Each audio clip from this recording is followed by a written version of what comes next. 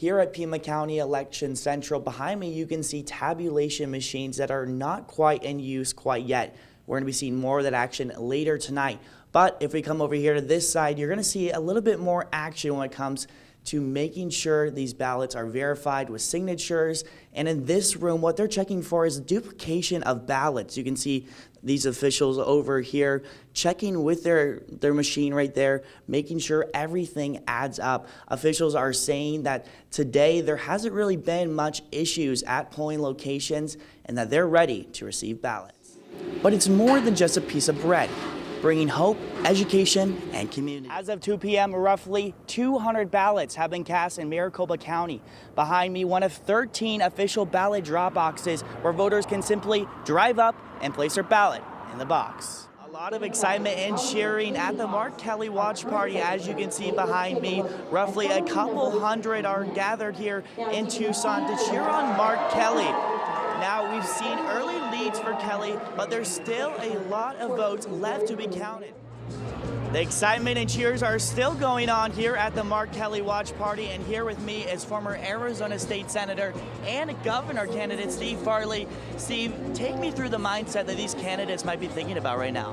Well, I tell you, everyone's very nervous because it looks really good for Democrats right now, but you got to lead by about 10 points with how many Republicans were voting in the election day ballots, particularly Maricopa County. So anyone statewide, anyone who's running in Maricopa County has got to have at least a 10-point lead by the end of this evening. So when those waves of election day ballots come, where Republicans are leading 55 to 17, they need to withstand that and it could take weeks. Obviously, Steve, we're talking about margins right now, and, yes, and things maybe could be close. Yeah. As a former candidate, how do you take that in consideration? Are we going to expect Kelly to take the stage tonight with a victory speech, or will we wait a couple days? Well, Mark Kelly is ahead by a lot, so I think he has a really good chance of winning. I don't know what his strategy will be, whether he's going to be a victory speech or not. I think we all need to be a little careful and respect the process and make sure that we get all the votes in. There's no possibility for the other person winning before you declare victory, because a lot is going to happen in the next couple of weeks as the ballots get counted. And so far, these results are primarily all about the early ballots that have been counted as of Friday.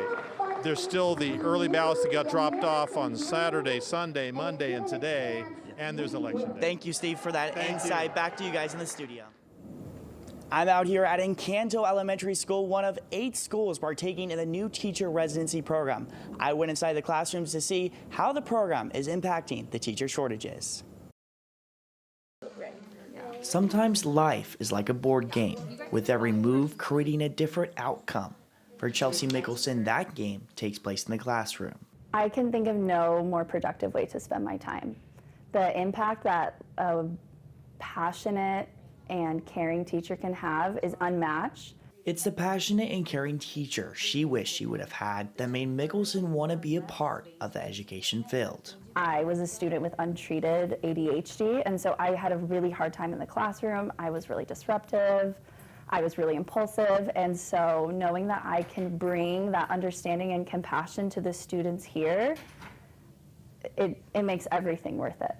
As the state struggles with teaching shortages, the Arizona Teacher Residency Program is stepping up to help combat the issue with a $5 million grant from the Arizona Department of Education. This program allows folks who now have decided they would like to become teachers to get a master's degree for free through the Arizona Teachers Academy money to become a teacher. 3 Title I school districts are a part of the program: Tempe Elementary, Osborne, and Roosevelt. 23 teachers are training its first year, including Katarina Hoffman, who comes from Oregon, hoping to learn by experience in the classroom. I think from them also helps support me, knowing they're here for me and I'm also here for them. The program is modeled like a medical residency, with teachers engaging with students in the classroom. With just a few weeks into the school year, Hoffman is already looking to make a difference in her students. With education, it's not easy, and becoming a teacher is a huge job and a huge responsibility, but making a difference and knowing every day I made a difference in their lives, and their aha moments are the best thing ever. A teacher residency hopes to expand out to 30 to 40 residents by next year, while also partnering with their 3 school districts. In Phoenix, Conor McGill, Cronkite News.